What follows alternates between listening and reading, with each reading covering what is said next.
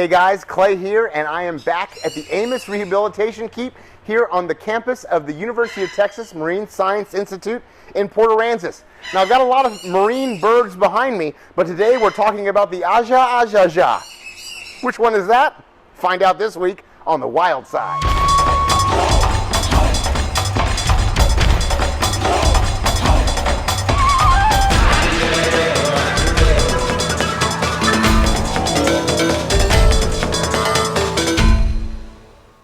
Okay, the aja is the scientific name, and one of my favorite scientific names in the bird world, of the Roseate Spoonbill.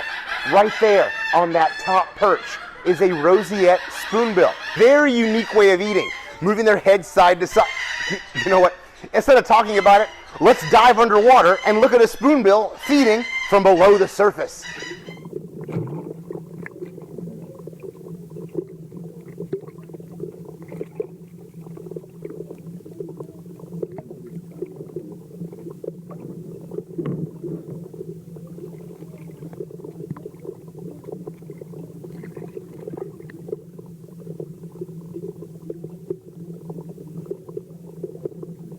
Now, this coastal bird can be found in marshlands, in wetlands, wading around in the water, moving its spoonbill-shaped head side to side, looking for food. Now, once it feels that food swim between the bill, it grabs it and swallows it down whole. Now, they are pink, but they are not baby flamingos by any means. They're pink because their body, that's how it absorbs the carotenoids, which is a big word, for the color variants inside of the food that they eat, such as shrimp, crustaceans, crab, even some of the fish that they eat. They absorb those colorations a little differently, giving them that pink color. Now, they have the same kind of leg structure as a flamingo. Their knee is actually located inside of their body, under the feathers, and what you think is the knee is actually their ankle, attached to a very long foot bone, and then these animals essentially, well, walk on the tips of their toes as they move through the water. Now, when these little animals are born, they're a beautiful solid white, and as they age, they kind of, well, bald, just like you, Dad. I'm kidding. But as they lose those feathers around the head, that's what they show to be a mature adult male or female spoonbill. Now, you can find these animals from Central America into the United States, Texas, along the Gulf Coast, and into Florida.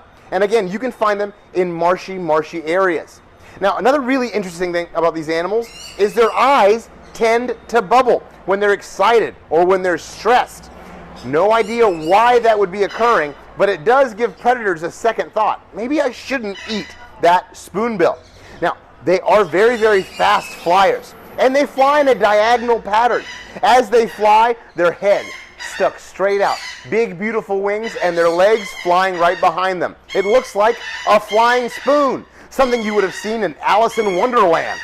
So I'm currently standing inside of the largest free flight aviary this rehabilitation center has. Right before birds are ready for release, they come in here to test their wings, test their muscles. And I'm thankful for an organization like the Amos Rehabilitation Keep setting up not only for birds, but also marine reptiles like sea turtles. Be sure to go back and watch our episodes about the brown pelican, the hawksbill sea turtle, or the loggerhead sea turtle right here on YouTube. Now, it has been a pleasure to be back in Port Aransas, and I can't wait to share more of their stories of rescue, rehabilitation, and release. But until next time, everyone, I'm signing off from our friend the Spoonbill. I'm going to head on the coast and go look for some wildlife. Until next time, remember, conservation rules. Find your wild side. And we'll see you the next time we highlight one of your favorite species right here on The Wild Side with Clay. Happy trails, everyone, and go out and explore.